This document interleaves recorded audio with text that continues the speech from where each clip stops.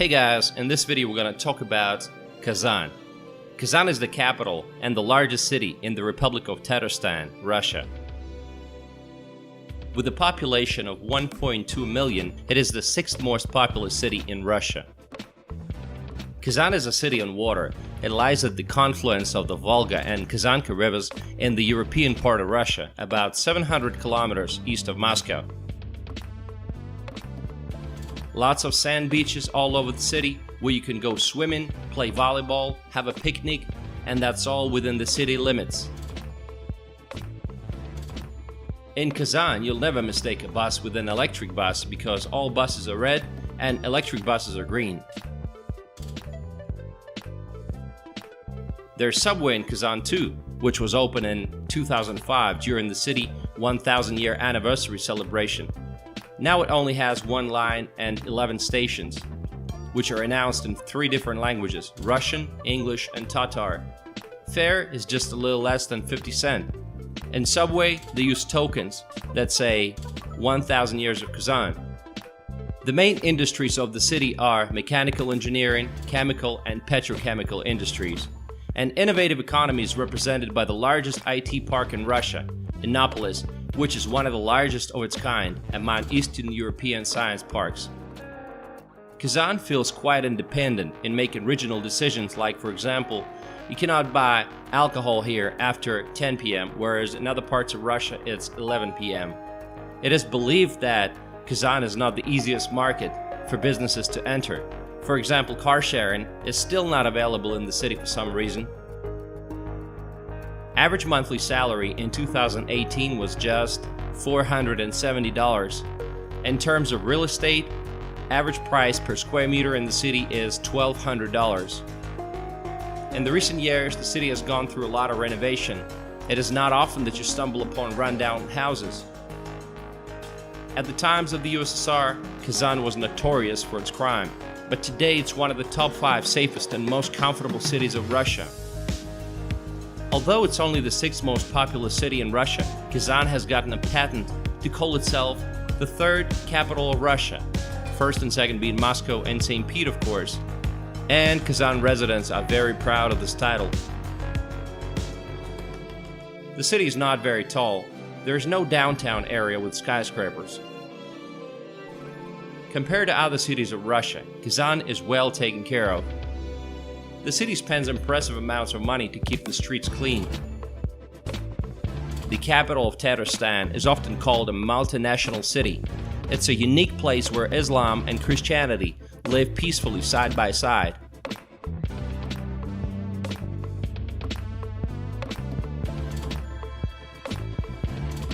The majority of the population is Tatars, a little over 50%, followed by the Russians.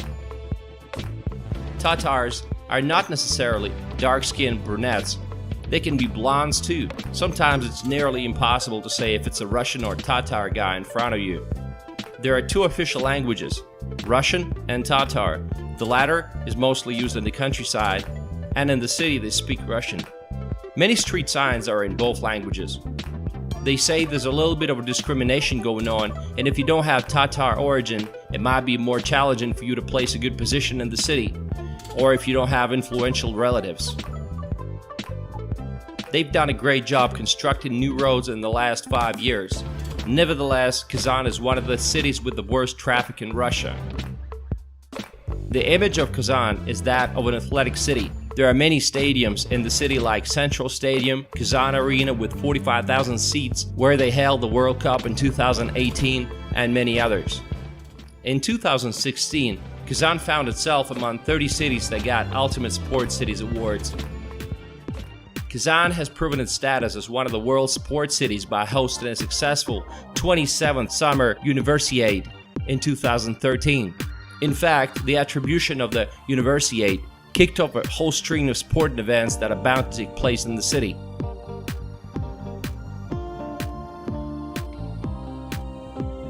There's a racing ring near the city called Kazan Ring Canyon, which some consider the most spectacular Russian racing track, with a length of 3.5 kilometers.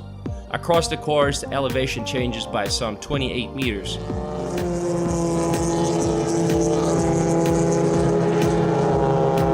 cuisine of Kazan's Tatars is a history book of Eurasia, presented in the form of a menu. Dishes like echpochmak, kistabi, and desserts like chak-chak are very delicious. In 2014, according to TripAdvisor, Kazan became the third fastest growing tourist destination in Europe. More than 1 million people visit Kazan every year. Tourism became an important part of the city life. There's so much to see and do. There's the famous Kulsharev Mosque. It's a modern mosque built within the Kremlin. It's certainly very eye-catching. Church of all religions, which is more of a museum rather than a church. Raevsky Cathedral, Dole Theater, and the spaceship-like building of the circus.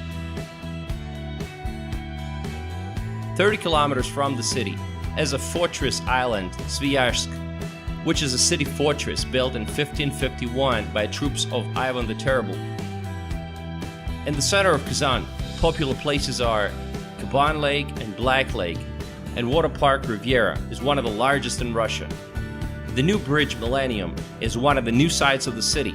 It's built in the shape of the gigantic letter M, which stands for Millennium. In the very center, you have interesting places like Agricultural Palace, a stunningly beautiful building adjacent to the Kremlin and Kazan Embankment. It houses headquarters of the Ministry of Agriculture of Tatarstan, and it's just a few feet away from the Kazan Kremlin. Next to it is a number of luxury apartment buildings with prices reaching $2 million. Kazan Kremlin is truly one of a kind. It is the main historic fortress of Tatarstan, situated in the heart of the city. It was built at the behest of Ivan the Terrible on the ruins of the former castle, and it was declared a World Heritage Site in the year 2000. One of the nicest things you can do in Kazan, in my opinion, is to take a walk along the Kremlin embankment, which runs along the riverside away from the white exterior Kremlin walls. Lots of nice cafes and bars, as well as benches to enjoy the view over the river and back towards the Kremlin. Families seem to love it here, with lots of places to cycle and roller skate, as well as stroll. Beautifully lit at night, it has a lot of cafes and entertainment for children, and lots of places to rest and have a drink with amazing views of the river. It's 1.5 kilometer long and very popular with the locals. Kazan feels different from other Russian cities. And what do you guys think of Kazan? Are you planning to visit it one day? Let me know in the comment section below. Also, make sure you share my videos. Thank you.